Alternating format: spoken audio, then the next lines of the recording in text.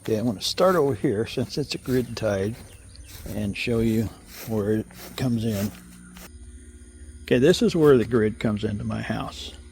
And what we did is where the grid came in and went up there, we just disconnected it, ran it through over to here, and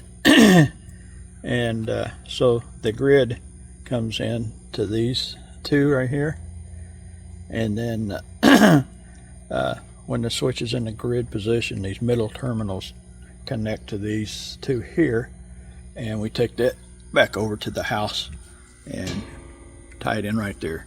So, and then when the switch is in the other position for the he labeled it generator, that's actually solar. So that is this other tube here coming back from the solar. That's it right there.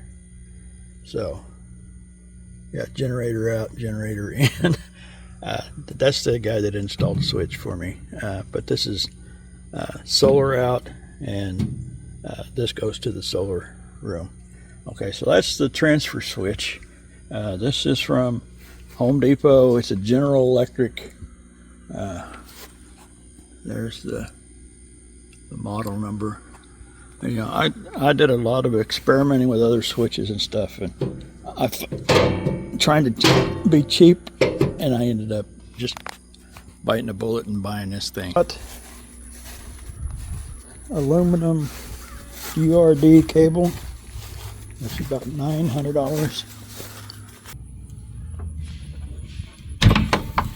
Okay, comes through here, cuts right across through here, over there to the solar room. Okay, comes in through this riser and down through here. This is my disconnect right here, and this is the output. Goes back to the house. There's my rapid shutdown. I got finished just in time.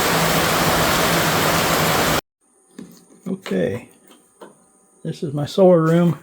This is where the grid comes through this wall into this first box here, and this is where the grid is split and sent to the master and over to the slave. And I've got another circuit breaker here for the workshop. That goes to the load panel for the workshop, and then over here the outputs from the two inverters are merged. There's the master coming in, the slave coming in, and then that goes back to the house, and this goes to the workshop. I've got a transfer switch on the other side of this wall over here that allows me to run the shop off of grid or off of solar. These are circuit breakers, but they're not actually being used as circuit breakers. This is just a combiner panel, and these are used as switches to isolate the slave and the master from the outputs going to the house. And this actually allows me to isolate either the master or the slave if one of them needs repaired or replaced. And this is my new LifePower 4 version 2. I just got this like last week, and I've got it installed and it's actually working now, but it took me half a day to figure out how to make it work.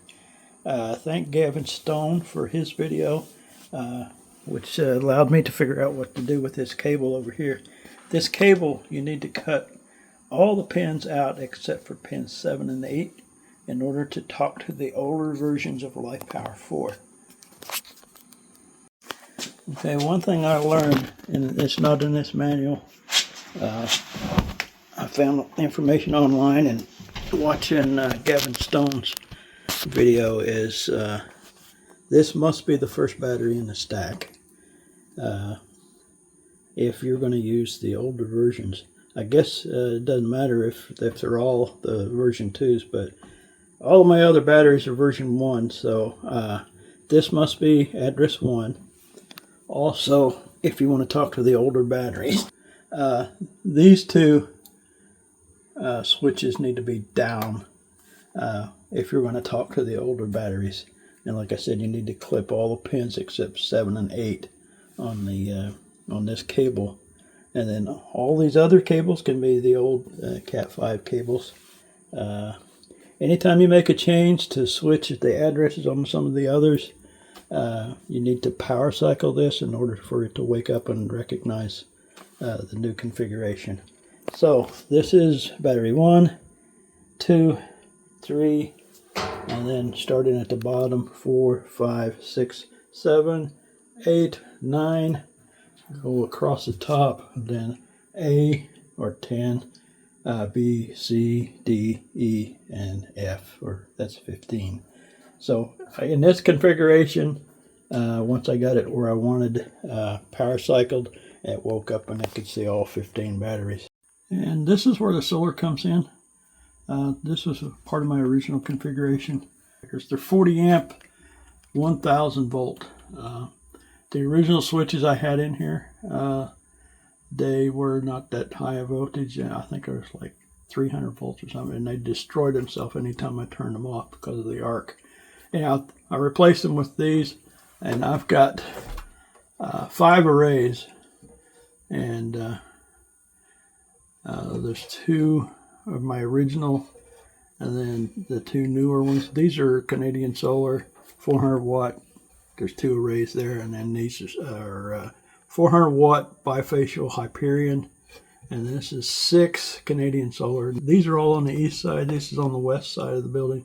Picks up a little sunshine as the sun's going down. Now I've got my charge inverter hooked up. I've tested it.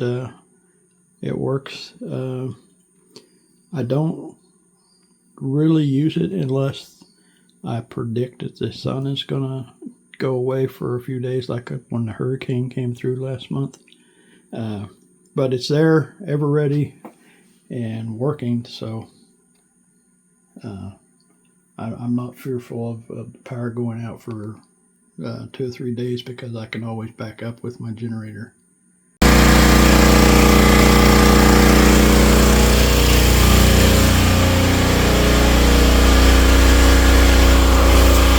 And here's the best part, is 19.2 kilowatts of solar panels. That top row up there, all the way across, is Canadian Solar, 400 watt single phase, and then this bottom row all the way across is 400 watt bifacial Hyperion. I've seen it hit over 20 kilowatts, so not today, it's cloudy today, but the most I've ever seen is like 20.1 kilowatts. There's 6 more panels on the other side that catches the sun as it's going down, but there's a lot of trees over there, so it doesn't do a whole lot, but it keeps batteries charging until after sundown. And since everything is out here in this shed, and it's not in any way attached to the house, all that is insured by my insurance. I use Travelers, and they insure all of this, and it just added like $100 a year to my premium. Whereas if I put it on the house, I think my premiums would be a lot higher. So I'm glad I made the choice to put it out here.